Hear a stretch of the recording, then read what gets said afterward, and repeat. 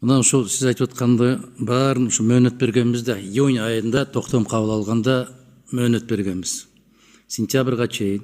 Ушул токтомду карасаңыздар, токтомдун ичинде жазылып турат. Азыр айтып атасыздар, мыйзамдарга киргизишибиз керек, антишибиз керек, мынтишибиз керек. Ушул мезгилге чейин сиздер киргизишиңиздер керек эле ошолорду, ошол сунуштарды. Биз аткаруу бийлигине ушундай толук мүмкүнчүлүк бердик.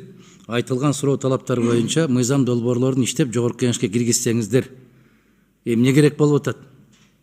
Эмне тоскоолдук болуп атат? Кандай кыйынчылык болуп атат? Кайсы мыйзам, кайсы жерден сизге заманбап болбой калды, эскирип калды?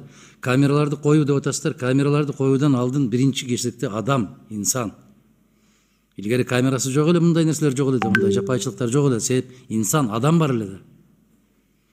Камераны коюп, камера менен текшерем эмес, адам, ошол жерге адамды тандаганды үйрөнүшүбүз керек да биз. Көрүнгөндү алып келип отургузуп коюп атабыз, аныңар көчөдө жүргөн каракчыдан беш бетер. Ушундай болуп атат да, кадрдан да, бардык нерсе адамдан да. Мына муфтийдин орун басары отурат. Бардык нерсенин башаты ниеттен. Ниетиң кандай сен? Ошол жерге барып, эмне иш кылайын деген ниетиң бар. Камерадан мыкты адам да.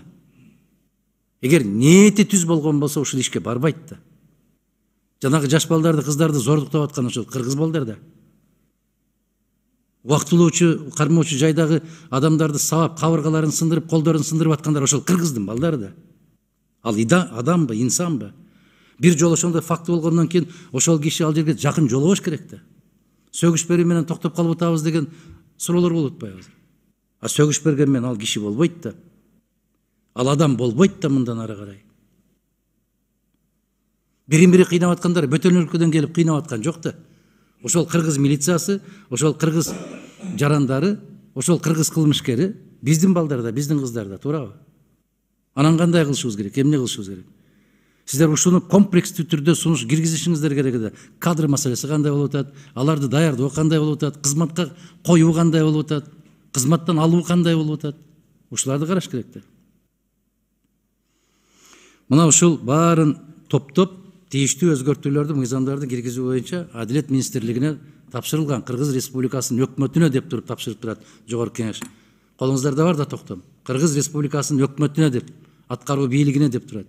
Ошонун баарын ишке ашыруучу Адилет министрлиги.